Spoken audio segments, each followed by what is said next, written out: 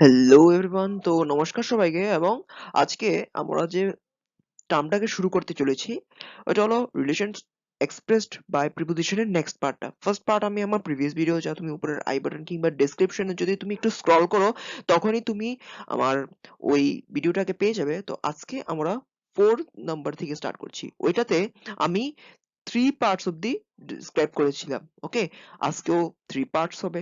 তো এখন যে প্রিপোজিশনের কথা বলবো এটা হলো ম্যানার আর মিন্স নিয়ে। ওকে, ম্যানার এবং মিন্স।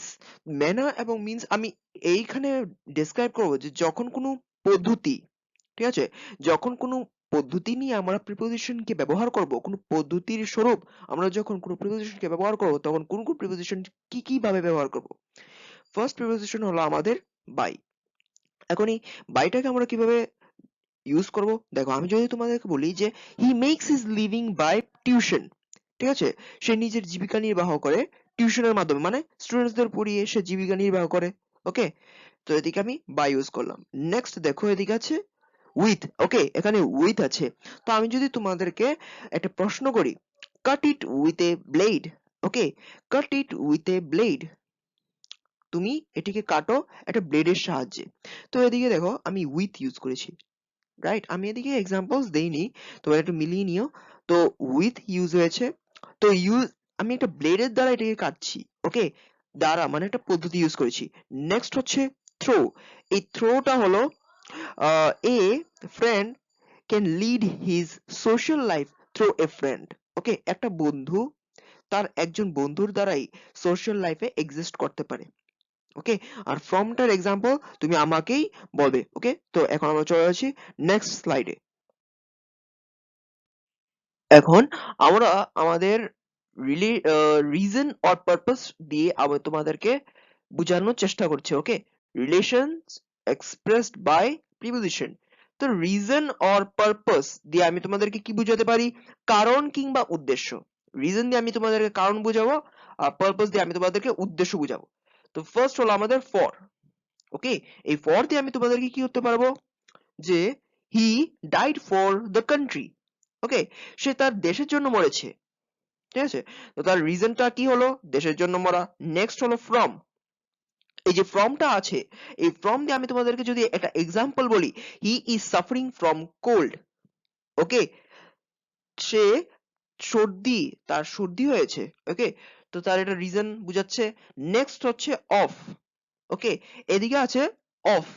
অফ দিয়ে আমি তোমাদেরকে যদি বলি তাহলে হবে he died of cholera. Okay, say cholera রোগে মারা গিয়েছে, তাহলে এখানে মৃতের কারণ বোঝানো হয়েছে। নেক্সট হচ্ছে থ্রু।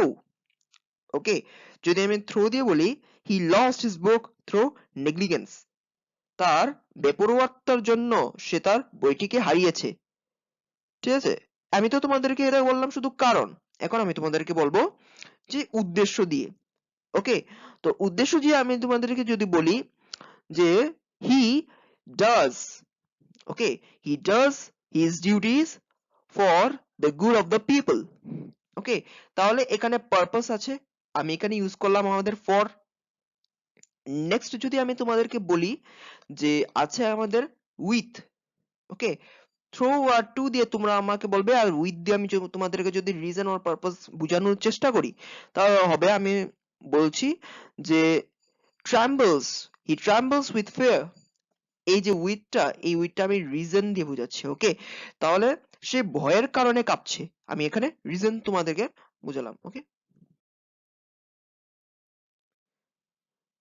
নেক্সট আমরা চলে আসছি যে পসেশন। ওকে, এখানে পসেশন মানে হচ্ছে সত্য বা অধিকার। অধিকার বোঝানোর জন্য আমরা ইউজ করব of or with. For example, this is the book of John, এটি জনের বই। এখানে অফ হলো প্রিপোজিশন। নেক্সট হলো উইথ। ওকে, উইথ দিয়ে আমরা বুঝাবো the girl is coming with blue eye. Okay, সে নীল চোখের অধিকারী। নেক্সট হচ্ছে রিলেশন।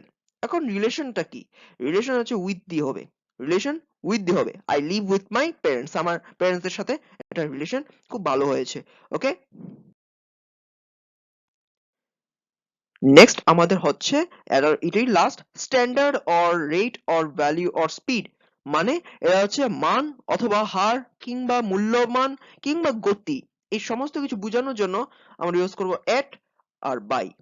যেমন আমি তোমাদেরকে বলি ব্যাংক চার্জেস ইন্টারেস্ট at 17%, এটা রেট কে বোঝানো হচ্ছে, ঠিক আছে?